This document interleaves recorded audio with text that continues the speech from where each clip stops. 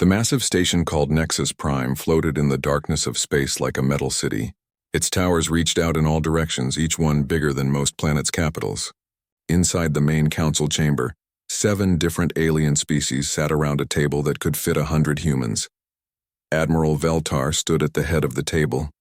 His blue skin looked almost purple under the bright lights. His 6 arms moved as he talked, pointing at the star map floating above them. Red dots marked human colonies scattered across that part of the galaxy. "These humans are like insects," Veltar said, his voice echoing in the huge room. "They build their little nests on world after world. They think they can take whatever they want." The other council members nodded. Commander Zephyros, whose species looked like walking crystals, made a sound like breaking glass. "My scouts report they have weapons from 1,000 years ago. Their ships are slow and weak. Then why do we talk about them?" asked General Mordak. His red eyes glowed in his skull-like face. "We should just destroy them now." Far away from Nexus Prime, Captain Lee Dongyun stood on the bridge of his ship. The Soul's Pride was not a big ship. It had space for only 50 crew members and carried weapons that most aliens would laugh at. But Dongyun loved his ship. He had commanded it for 5 years, protecting human colonies from pirates and wild animals on new worlds. His communication officer, Lieutenant Park Soo-hyun, looked up from her station. Her face was pale. "Captain, we have a message from the Galactic Council." "Put it on the main screen," Dongyun said. The image that appeared made everyone on the bridge step back. Admiral Veltar's huge face filled the screen. His yellow eyes looked down at them like they were bugs. "Captain Lee Dong-hyun of the human vessel Soul's Pride," Veltar began. "I speak for the Galactic Council. Your species has been found guilty of illegal expansion into regulated space." Dongyun felt his hands shake, but he kept his voice steady. "We have followed all galactic laws. Every colony was established in empty systems." Veltar laughed. The sound was like metal grinding against metal. "Laws? You think laws apply to species like yours? You have 72 hours to remove all humans from 12 worlds. If you do not, we will remove them for you." The screen went black. The bridge was quiet except for the hum of the ship's engines. Lieutenant Park looked at her captain. "Sir, what do we do?" "We contact Earth Command," Dongyun said. "Right now." On Earth, Admiral Park Min-ho received the message in his office deep underground. The Earth Defense Command Center was built inside a mountain in South Korea. The walls were covered with screens showing every human ship in space, every colony, every station. Park Min-ho was 60 years old and had gray hair, but his eyes were sharp. He had been planning for this day for 20 years. He pressed a button on his desk. "Get me the council. Emergency meeting. Code black." Within an hour, 12 people sat around a table in the most secure room on Earth. Dr. Kim Ji-won was there, the woman who had spent her whole life working on Project Deep Harbor. Director Choi Yoon-ji came from Earth Intelligence, bringing files that could change the galaxy. "They want us to give up 12 colonies," Admiral Park said. "Worlds where 5 million humans live." "We expected this," said Dr. Kim. She was 45 years old with short black hair and tired eyes. "The aliens think we are weak. They think our technology is old and useless." Director Choi opened her files. "Our spies in alien space report that 3 hegemony battle groups are moving toward our colonies. Each group has 50 ships. Each ship can destroy a city with one shot." One of the council members, General Yang Minsu, hit the table with his fist. "Then we fight." "We cannot let them take our people." "With what?" asked another member.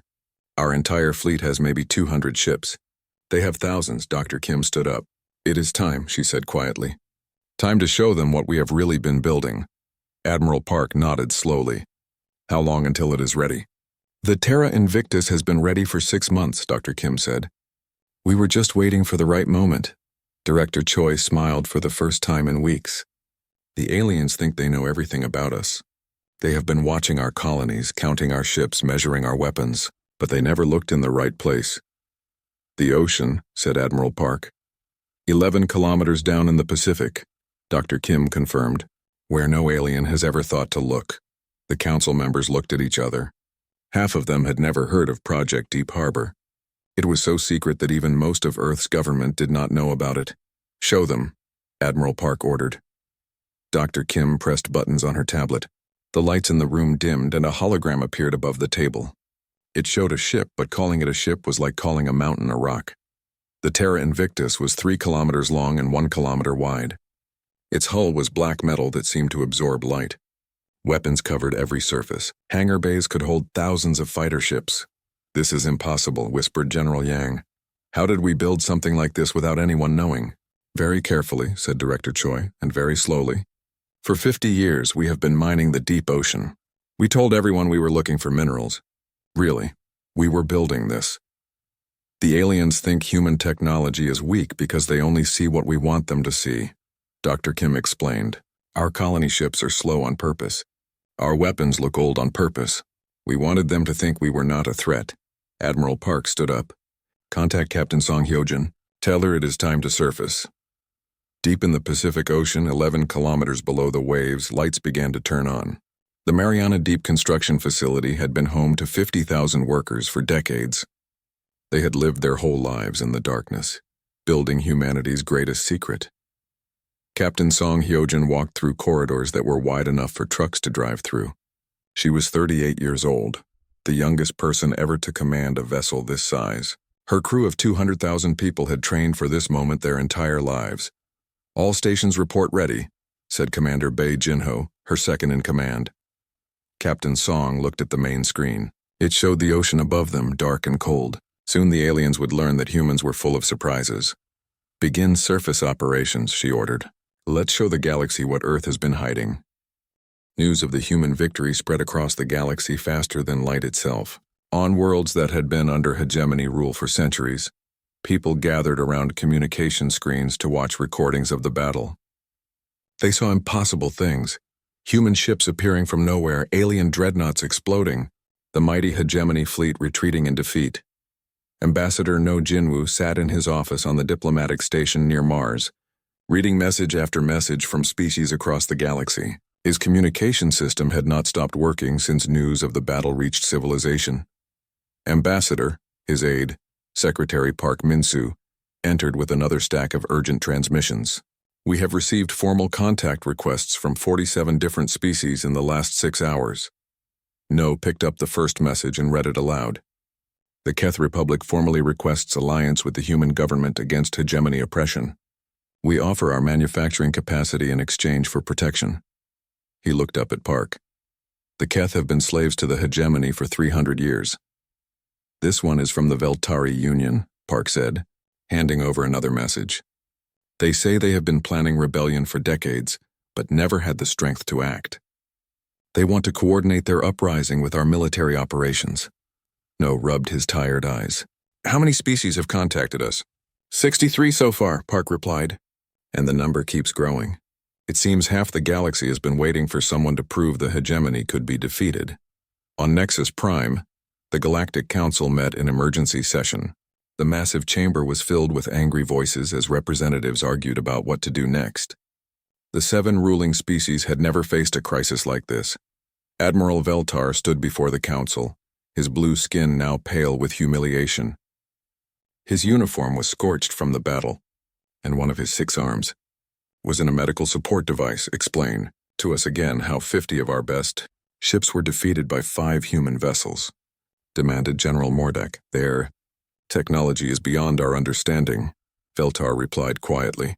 "Their weapons penetrate our shields like they do not exist. Their ships move with speed and grace that defies physics. Their stealth systems make them invisible until they choose to attack." "This is impossible," insisted Commander Zephyros. "We have the most advanced technology in the galaxy. We have ruled for 1,000 years." Counselor Yathara spoke from her corner of the chamber. "Perhaps our technology is not as advanced as we believed. Perhaps we have become lazy, assuming our superiority while others developed new methods. The humans must have stolen our technology," General Mordak insisted. "There is no other explanation." "I monitored their communications during the battle," Veltar said. "They were not using stolen technology. They were using principles of physics that we never considered, while we focused on energy weapons and shields. They perfected kinetic systems and stealth technology." The chamber fell silent. The implications were terrifying for species that had built their entire identity on technological supremacy. "What do our intelligence reports tell us about human capabilities?" asked the council chairman. The intelligence chief, a spider-like being named Crixmore, consulted his data tablets. We have been monitoring human colonies for 50 years. Their visible technology appeared primitive. Slow ships, weak weapons, basic defensive systems. Appeared, Yathara repeated. What if everything we saw was deliberately designed to make us underestimate them? Admiral Veltar nodded slowly. During the battle, the human captain told me they had been preparing for 50 years. 50 years of secret development while we watched only what they wanted us to see. Meanwhile, in human space, Admiral Park Minho received reports that the hegemony was mobilizing everything they had. Long-range sensors detected massive fleet movements throughout alien territory. They are not going to accept this defeat quietly, reported Colonel Kim Tae-hyun. We count at least 300 ships moving toward our space. Expected, Admiral Park replied. What about our new allies? The messages keep coming. 17 species have formally offered military support. The Keth Republic is already moving their fleet to join ours. The Veltari Union is preparing to attack hegemony supply bases in their sector. Dr. Kim Ji-won entered the command center with a worried expression.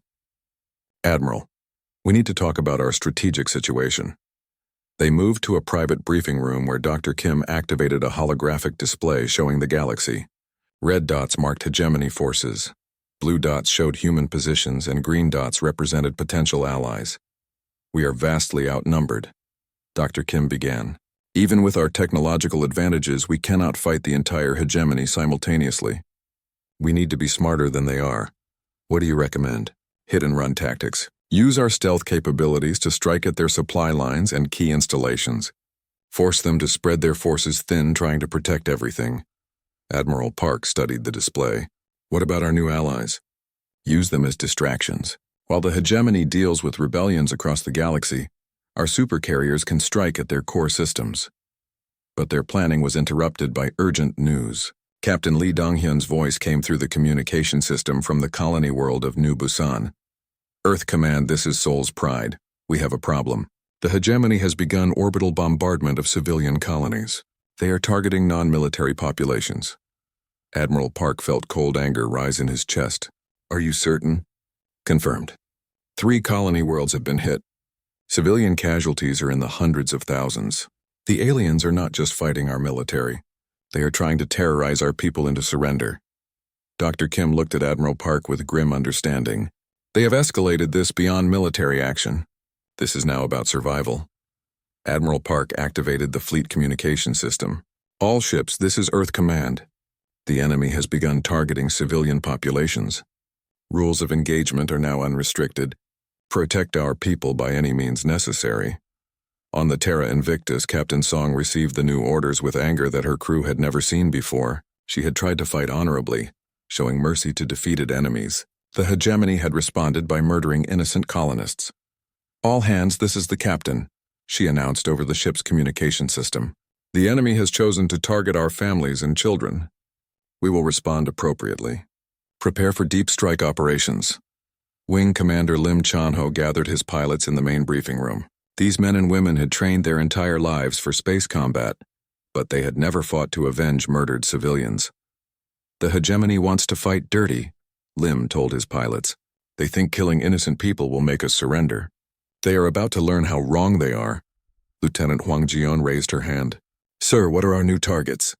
Everything that keeps the hegemony running, Lim replied. Supply bases, communication centers, command facilities. We are going to cut the head off their empire. Intelligence Officer Yu Jimin worked frantically to infiltrate hegemony communication networks. His team had developed new cyber warfare techniques that the aliens could not detect or block. I am inside their command structure, he reported to Captain Song. Their military communications are in chaos.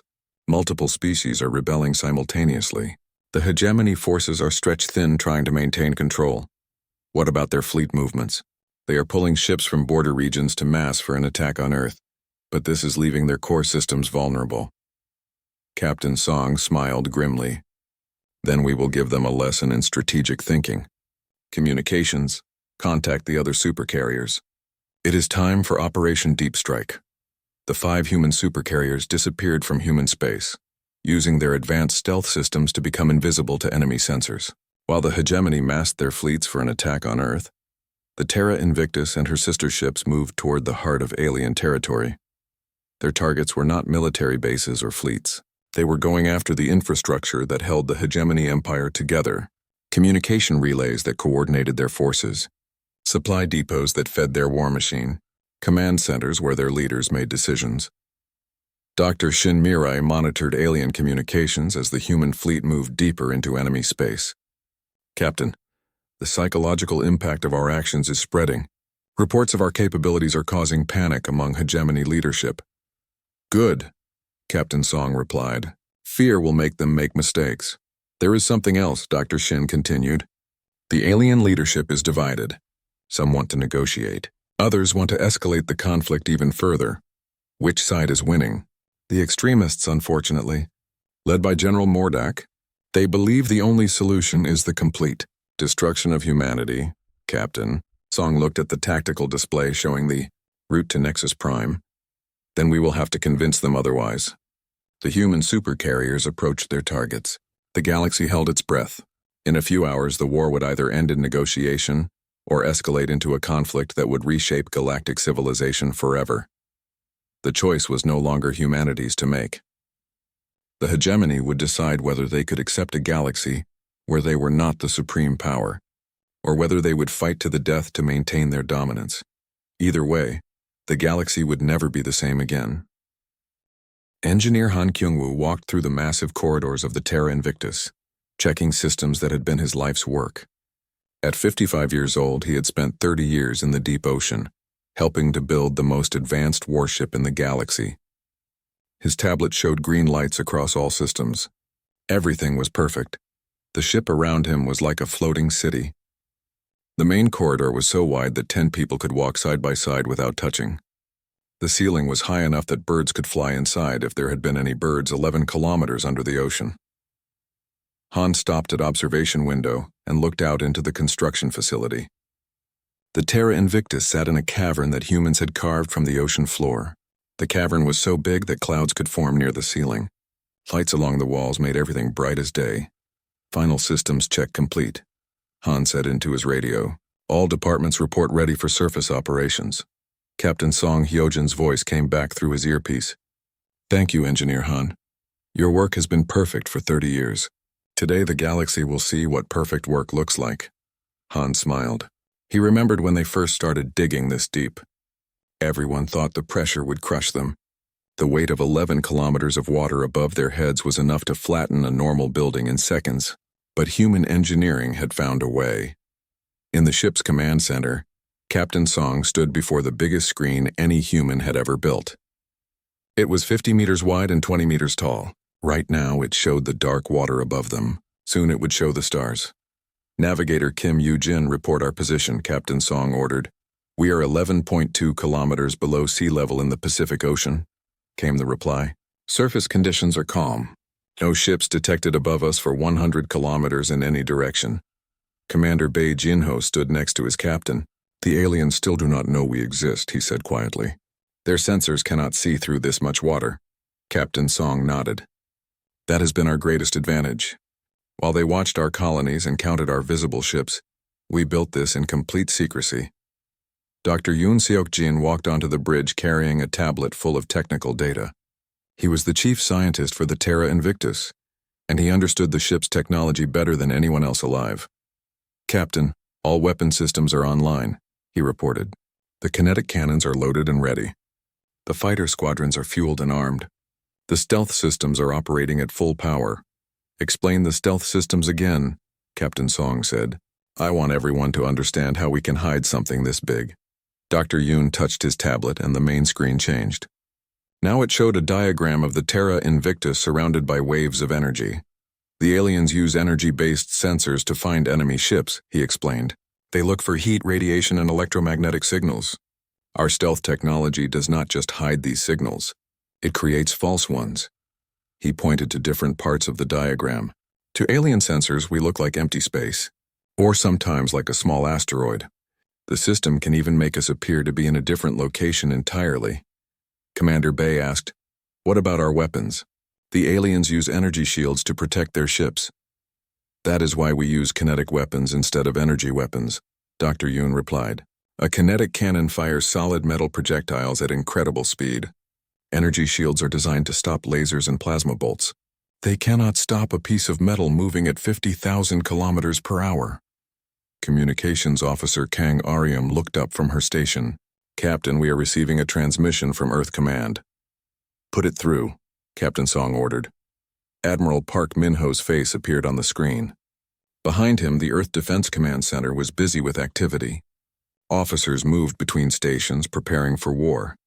Captain Song, the hegemony has given us 72 hours to abandon 12 colony worlds, Admiral Park said. They think we will surrender because we are weak. It is time to show them how wrong they are. Understood, Admiral, Captain Song replied. The Terra Invictus is ready to surface on your command. You have command authorization for Operation Rising Thunder, Admiral Park said. Show the galaxy what humanity has been building in the deep. The transmission ended. Captain Song looked around the bridge at her crew. These people had lived their entire adult lives preparing for this moment. They had never seen the sun or breathed fresh air. They had given everything to build and crew this ship. All hands, this is the captain, she announced over the ship's communication system. Today we rise from the deep. Today the galaxy learns that humanity is not weak. Today, we take our place among the stars. Deep in the ship's engineering sections, thousands of people worked at their stations. The Terra Invictus needed more crew than most space stations. Its engines alone required 500 engineers to operate safely. Engineer Han walked through the engine room, a space so large that it had its own weather patterns. Steam from the cooling systems created clouds near the ceiling. The main engines were each the size of office buildings. Engine room to bridge, Han said into his radio. All systems show green. We are ready for ascent. In the fighter bays, Wing Commander Lim Chanho walked among rows of spacecraft that the aliens had never seen before. Each fighter was sleek and black, designed to be invisible to enemy sensors. Their weapons could punch through alien armor like paper. Fighter command to bridge, Lim reported. All squadrons ready for launch. We have 3,000 fighters ready to deploy. The Terra Invictus began to move, slowly at first, then faster. The massive ship rose through the water like a mountain coming to life. Systems that had been built over 50 years started working together for the first time. On the surface of the Pacific Ocean, the water began to bubble. Fish swam away quickly, sensing something huge moving beneath them. Waves started to form in perfect circles, growing larger as something massive approached from below. Captain Song watched the depth readings on her screen. 10 kilometers depth, 9 kilometers. 8 kilometers. The pressure on the ship's hull decreased as they rose. Water that had been compressed by its own weight began to expand. The Terra Invictus was designed for this. Its hull could handle the pressure changes that would destroy any other ship.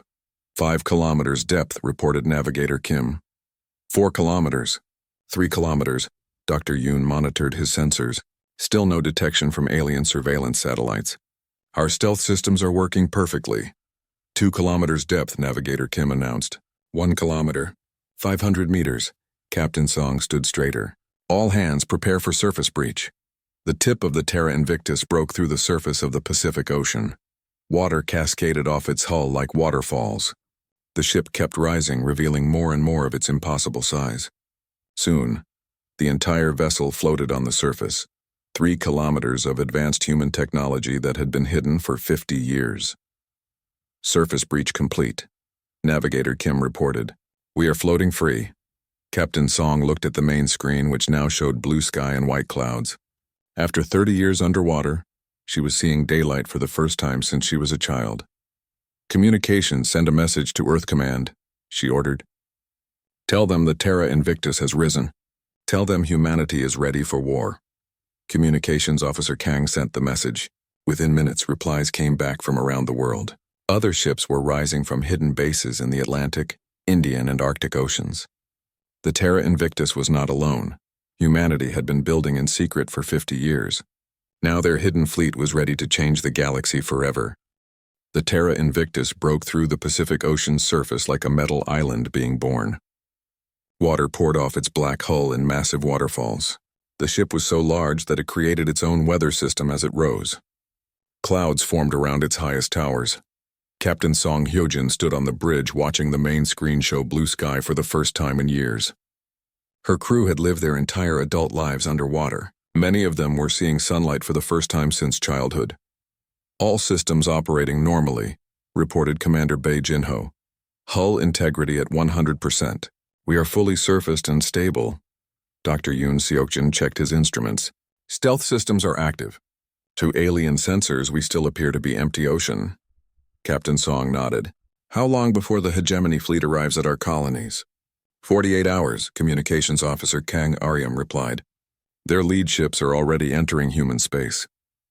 On Nexus Prime, Admiral Veltar sat in his command chair, watching reports from his advanced scouts. The data stream showed human colonies preparing for evacuation. Their pathetic little ships were running away like frightened animals. Status report, Veltar demanded. Commander Zephyros consulted his crystal tablet. All human military vessels have retreated to defensive positions around their core worlds. They appear to be abandoning the disputed colonies as ordered. Good, Veltar said. Perhaps these humans are smarter than we thought. They know when they are beaten. But Lieutenant Kriegstahl, a young officer monitoring sensor data, looked confused. Admiral, I am detecting some unusual readings from the human home system. What kind of readings? Veltar asked, not really interested. Gravitational anomalies in their oceans, and some energy signatures I do not recognize. Veltar waved one of his 6 hands dismissively. Probably their primitive mining operations. Humans dig holes in their planet like insects. Ignore it and focus on the fleet movements. Lieutenant Kriegstahl returned to his station, but the readings worried him. The energy signatures were unlike anything in the hegemony database. Tactical Officer Bayek Seojin walked through the Terra Invictus Weapon Control Center. The room was the size of a football stadium, filled with targeting computers and weapon controls. Screens everywhere showed the locations of every hegemony ship in the galaxy. Weapon status report. Captain Song's voice came through the speakers. All kinetic cannons loaded and ready, Beck replied. We have 6,000 projectile rounds ready to fire. Each round can punch through a hegemony dreadnought's armor. What about the fighters? Wing Commander Lim Chanho answered from the flight deck. 3,000 fighters ready for immediate launch. All pilots are experienced and eager to show the aliens what human engineering can do. The Terra Invictus was not alone. Across Earth's oceans, 4 more supercarriers had surfaced from hidden bases. The Soul Guardian rose from the Atlantic. The Busan Defender emerged from the Indian Ocean. The Gwangju Spirit broke through Arctic ice. The Incheon Thunder surfaced near Antarctica. Each ship was identical to the Terra Invictus. Each carried 200,000 crew members and 3,000 fighters. Together, they represented 50 years of secret human preparation. Admiral Park Minho stood in Earth Command, watching displays that showed all 5 supercarriers. Fleet status report. All ships surfaced and ready, reported his aide, Colonel Kim Tae-hyun. Total fleet strength. 1 million crew members, 15,000 fighter craft, and enough firepower to destroy a small moon. And the hegemony still does not know we exist? Their sensors show nothing unusual. As far as they know, humanity still has only 200 small ships. Admiral Park smiled grimly. Then let us give them a surprise they will never forget.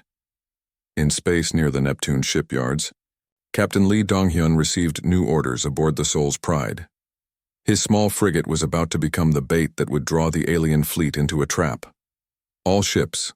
This is Earth Command, came the transmission. Operation Thunder begins now. Lead the enemy to coordinate 77 Alpha. The big guns will be waiting. Dong-hyun looked at his crew. They all understood what this meant. Their job was to make the aliens chase them, to draw the hegemony fleet to where the supercarriers could attack. Navigator, set course for the asteroid belt, Dong-hyun ordered. Make sure we look scared and desperate. Sir, we do not have to pretend to be scared, his navigator replied. We really are about to fight ships 100 times bigger than ours. But we are not really alone, Dong-hyun said. We have friends the aliens do not know about. The first hegemony ships entered human space like metal sharks smelling blood. Admiral Veltar's flagship, the Dominion's Fist, was 2 kilometers long and carried weapons that could crack planets. Behind it followed 49 other warships, each one capable of destroying entire human fleets. Human vessels detected, reported the Dominion's Fist sensor officer. They appear to be fleeing toward the outer system. Pursue them, Veltar ordered. We will destroy them one by one. Let the galaxy see what happens to species that defy the hegemony. The hegemony fleet moved deeper into human space, following the Soul's Pride and her small group of escorts. They moved slowly, confidently like predators who knew their prey could not escape. On the Terra Invictus, Captain Song watched the alien fleet approach the coordinates where her ship waited. The supercarrier was positioned behind a large asteroid, invisible to enemy sensors. Enemy fleet bearing down on our position, reported Navigator Kim Yujin. 47 vessels, including one command dreadnought. Wait until they are fully committed, Captain Song ordered. We get one chance to surprise them. Dr. Yoon monitored the stealth systems. They still do not see us. Their sensors are focused on the fleeing human ships. The hegemony fleet spread out in attack formation, preparing to destroy the Soul's Pride and her escorts. Admiral Veltar was enjoying this hunt. These humans would be destroyed quickly, and then his fleet could glass their colonies without resistance. Target the lead human vessel, Veltar commanded. Charge main weapons. That was when Captain Song gave the order that changed galactic history. Drop stealth. All weapons fire at will. The Terra Invictus seemed to appear from nowhere. One moment, the hegemony fleet was chasing a few small human ships. The next moment, a metal mountain 3 kilometers long was hanging in space beside them, bristling with more weapons than most space stations. What is that? Screamed the Dominion's fist sensor officer. Before Veltar could answer, the Terra Invictus opened fire. Kinetic cannons launched metal projectiles at speeds that defied physics. The rounds punched through hegemony energy shields like they were made of paper. 3 alien cruisers exploded in the first 10 seconds. Their shields, designed to stop energy weapons, were useless against solid metal moving at 50,000 kilometers per hour. Impossible, Veltar shouted. Where did that ship come from? His question was answered when 4 more supercarriers dropped their stealth systems. The hegemony fleet found itself surrounded by 5 ships, each one larger and more advanced than anything in their database. Admiral, his communications officer reported, we are receiving a transmission from the human command ship. Captain Song's face appeared on Veltar's screen. She looked calm and confident, like someone who held all the cards in a game the aliens did not know they were playing. Admiral Veltar, she said politely, I am Captain Song Hyojin of the Earth Defense Force. You wanted to see our true military strength. Are you satisfied with what you have found? The space around Neptune's moons filled with explosions as the hegemony fleet tried to understand what was happening. Their sensors showed impossible readings. 5 massive human ships had appeared from nowhere, each one bigger than their largest dreadnoughts. Admiral Veltar gripped his command chair with all 6 arms. All ships, return fire. Destroy those human vessels! The hegemony fleet turned their weapons toward the Terra Invictus and her sister ships. Plasma cannons charged up, missile tubes loaded, and energy beams focused on the human supercarriers. For a moment, space lit up like a small sun as alien weapons fired at maximum power. The attacks hit the human ships and seemed to disappear. The Terra Invictus absorbed the energy like a sponge soaking up water. Her hull remained undamaged. Impossible, shouted Commander Zephyros from his ship. Our weapons should have destroyed those vessels. Captain Song smiled on the Terra Invictus bridge. Dr. Yoon explained to our guests why their weapons are not working. Dr. Yoon activated the external speakers. His voice reached every hegemony ship in the area. Your energy weapons are based on 1,000-year-old technology. We have had 50 years to study your methods and develop countermeasures. Your plasma and laser weapons cannot penetrate our new armor. Admiral Veltar felt fear for the first time in his long military career. What do you want from us? We want you to leave human space and never return, Captain Song replied. We want you to stop threatening our colonies. We want you to learn that humanity is not weak. Never, Veltar screamed. The hegemony does not surrender to inferior species. Then you will learn why we are not inferior, Captain Song said calmly. All ships begin attack pattern Delta.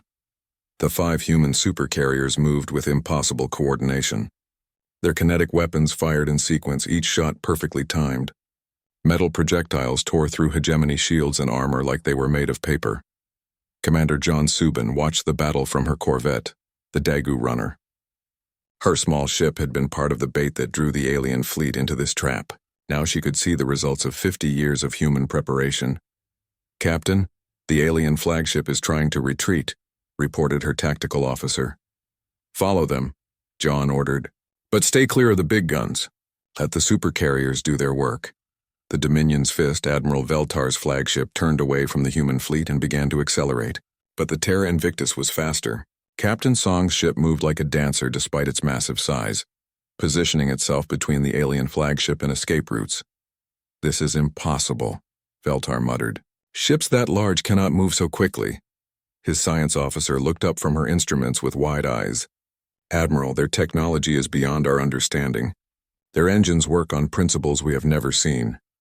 Wing Commander Lim Chanho led the first wave of human fighters from the Terra Invictus flight deck.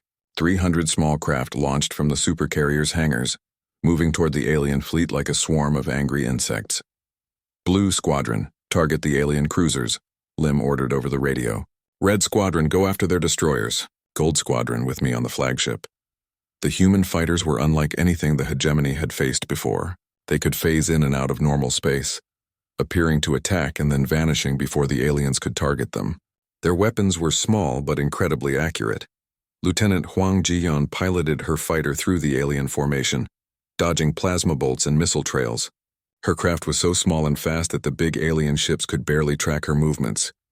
"This is Firebird 7, she reported, targeting alien weapon systems on the second cruiser. Her fighter's cannons fired a stream of kinetic rounds into the alien ship's weapon ports. The rounds penetrated deep into the ship's structure, destroying key systems from the inside. On Nexus Prime, the Galactic Council received reports that made no sense. Their most powerful battle fleet was being destroyed by a species they had considered primitive. "This cannot be accurate," said General Mordak, studying the data streams. "Humans do not possess this level of technology." "The reports are coming from Admiral Veltar himself," replied the Council's intelligence chief. 3 of his ships have been destroyed. 7 more are heavily damaged. The human vessels appear to be undamaged. Council member Thaxuli slammed his clawed hand on the table. "How is this possible? Our weapons are the most advanced in the galaxy." "Perhaps," said a quiet voice from the corner. "We have been wrong about human capabilities." The speaker was Counselor Yathara, an ancient being whose species had been conquered by the hegemony centuries ago. She had always argued for caution when dealing with new species. "Explain," General Mordak demanded. "We assumed that because human colony ships were slow and their visible weapons were old, their entire civilization was primitive," Yathara said. "What if they were hiding their true capabilities?" Admiral Park Minho watched the battle from Earth Command, seeing reports from all 5 supercarriers. The plan was working perfectly. The hegemony fleet was trapped and outgunned. "Status report from all ships," he ordered. "Terra Invictus reports minimal damage.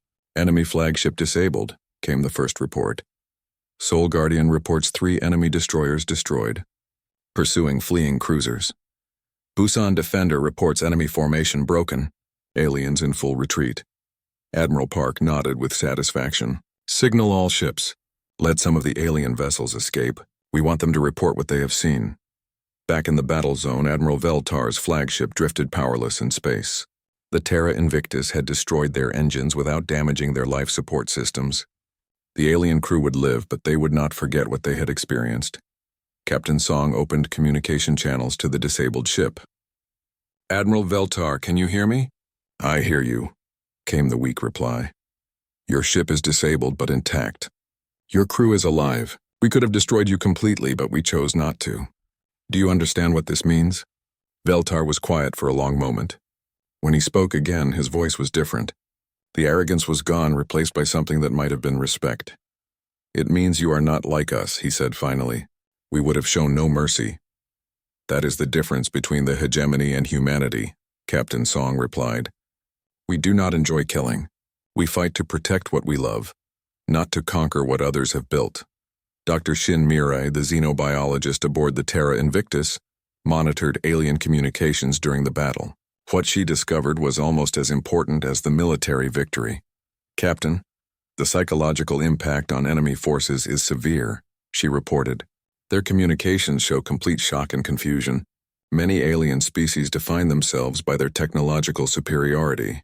This defeat is shattering their fundamental beliefs about their place in the galaxy." The battle ended with 15 hegemony ships destroyed and 20 more heavily damaged. Only 12 alien vessels escaped, racing back toward their space to report what they had seen. Captain Lee Dong-yun brought the Soul's Pride alongside the Terra Invictus. His small frigate looked like a toy next to the massive supercarrier. "Captain Song, this is Captain Lee," he transmitted. Thank you for the backup. I was not looking forward to fighting those big ships with what we had. You played your part perfectly, Captain Song replied. Now the galaxy knows that humanity is not defenseless. As the human fleet regrouped, long-range sensors detected something that changed everything. More hegemony fleets were moving toward human space. This battle had been just the beginning. Captain, reported Communications Officer Kang, we are receiving messages from species across the galaxy. Word of our victory is spreading fast, and what kind of messages? Congratulations. Offers of alliance. And something else. Kang paused. Requests for help. It seems there are many species who want to be free of hegemony rule. Captain Song looked at the stars through the bridge windows. Humanity had wanted only to protect their colonies. Instead, they had started something much bigger. They had given hope to every oppressed species in the galaxy. The war was just beginning, but for the first time in galactic history, the hegemony had been proven vulnerable. And that changed everything.